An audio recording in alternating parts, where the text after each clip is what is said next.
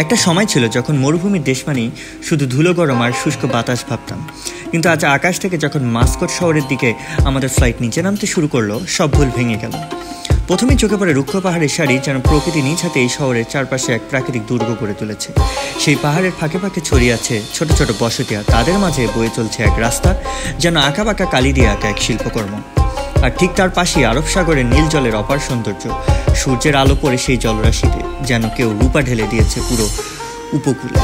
পাহাড় আর সমুদ্রে এই মিলনবন্ধু, এটাই মাস্কটের সৌন্দর্যের মূল চাবিকাঠি। মাটির কাছাকাছি আসতেই চোখে পড়ে ওমানের ঐতিহ্যবাহী স্থাপত্য, সাদা রঙের ঘরবাড়ি, খেজুর গাছ আর মাঝে মাঝে কিছু মসজিদের মিনার। কোথাও নেই বিশৃঙ্খল উঁচু ভবন, বরং আছে এক ধরনের প্রশান্ত সৌন্দর্য। চাকা যখন মাস্কট আন্তর্জাতিক বিমানবন্দরের রানওয়ে ছিল, মনে হলো আমি যেন একটা গল্পের শহরে এসে পৌঁছেছি।